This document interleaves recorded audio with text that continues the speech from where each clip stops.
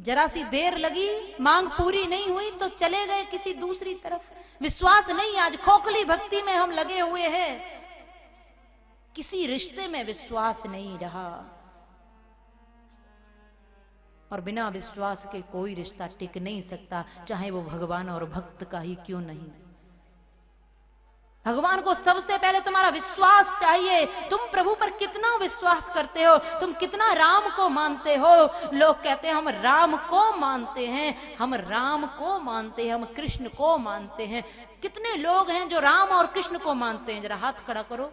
सब लोग जो भक्त हैं राम के, कृष्ण के, हम राम को मानते हैं। मैं आपसे कहना चाहूं, राम को हम सब मानते हैं, पर कितने लोग हैं जो राम और कृष्ण की मानते हैं। राम को मानना अलग बात है और राम की मानना अलग बात है। और अगर आपने राम की और कृष्ण की मानी होती तो आज याद रखना, बहन बेटियों के साथ चौराहे पर बलात्कार नहीं हो रहे होते। अगर तुम राम के चरित्र को जान गए होते, राम की मानी होती तो कत्ल खानों में गौ नहीं कट रही होती। राम की मानी होती तो माता पिता वृद्धाश्रमों में नहीं जा रहे होते और छत से कूद कूद करके आत्महत्या करने पर मजबूर नहीं हो रहे होते। राम कृष्ण की मानी होती तो तुम्हारे बच्चे शराब खाने में नहीं जा रहे होते, तुम्हारे बच्चे अपनी संस्कृति को नहीं भूल रहे होते। राम और कृष्ण की मानी होती तो तुम्हारी ये बेटियां चौराहे पर नंगी फोटो नहीं खिंचवा रही होती खड़ी होकर। कहां मानी है राम कृष्ण की? राम कृष्ण की नहीं मानी। हम खोखली भक्ति में लगे हैं। और राम और कृष्ण की मानी होती और राम और कृष्ण पर विश्वास होता तो मैं आज इस खुले मंच से कहती हूं कि तुम मजारों के चक्कर नहीं लगा रहे होते। कितना विश्वास है तुमको अपने राम पर, कितना विश्वास है कृष्ण पर, कितना विश्वास है 33 कोटि देवताओं पर? कहां कमी रह जाती है? भगवान में कमी आ गई या तुम्हारी भक्ति में कमी आ गई है?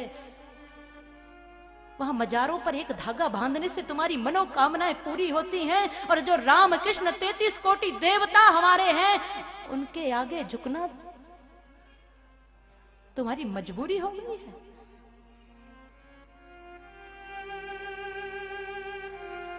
या फिर ऐसा हिसाब लगा लिया कि गंगा गए तो गंगादास और यमुना गए तो यमुनादास। मुझे परेशानी किसी बात से नहीं होती, पर जब देखती हूं मैं कि विश्वास तुम्हारा कम हुआ है, नहीं तो वो लोग मजार से चल के तुम्हारे मंदिरों में क्यों नहीं आ जाते? करवाओ ना उनसे आरती, बुलाओ उनको कथा में और प्रसाद खिला के भेजो।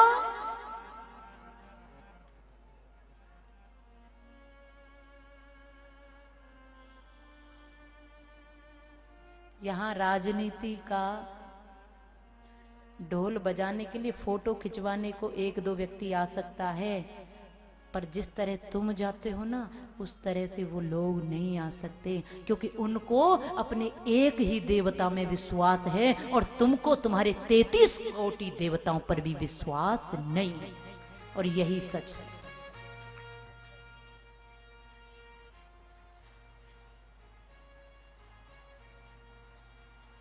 तुमने गाया सर्वे भवन्तु सुखिना सर्वे संतु निरामया, तुमने गाया ईश्वर अल्लाह तेरा नाम। ये मंदिरों में गूंजता है कि नहीं गूंजता गीत, ईश्वर अल्लाह तेरा नाम? कभी मस्जिदों में राम का गीत गूंजा देखा है? कभी मस्जिदों में गूंजता है? क्योंकि हम हमेशा जोड़ने का काम करते हैं, हम मानते हैं, हम जोड़ने की दुहाई देते हैं और आपस में टूट कर बैठे हैं, बिखर कर बैठे हैं। संगठित हम 4 लोग एक जगह खड़े नहीं हो सकते, और अगर जरूरत पड़ जाए तो तमाशा देखते रह जाते हैं। कैसे राम के भक्त हो? हाथ खड़े करते, हम राम को मानते हैं, हम राम के भक्त हैं। राम ने तजा था राज मात पित के काज, तुम बात मात पित धूल में मिलाते हो। राम ने किरात कौल भील को लगाया गले, तुम उन्हें नीच कहे दूर ठुकराते हो। राम ने रचाया सती सीता हित घोर युद्ध, तुम लाल ललना लुटेरों से लुटवाते हो। एक भी न गुण कर्म राम के प्रकाश, फिर तुम किस व्रते पे भक्त आज राम के कहते हो। किस व्रते पे राम भी आज शर्मा रहे होंगे मेरे भक्तों पर। कैसे हैं मेरे भक्त? तुम्हारा विश्वास खत्म हो गया, और जहां विश्वास नहीं है वहां रिश्ते टिकते नहीं हैं। प्रभु को विश्वास चाहिए, तुम्हारा प्रेम चाहिए, तुम्हारा भाव चाहिए। पत्थर में से भी अगर ढूंढ लेते हैं हम, तो वो हमारा विश्वास ही होता है। जब पत्थर में भी राम का दर्शन कर लेते हैं हम। राम को छोटा मान लिया तुमने, बहुत सीमित कर दिया तुमने।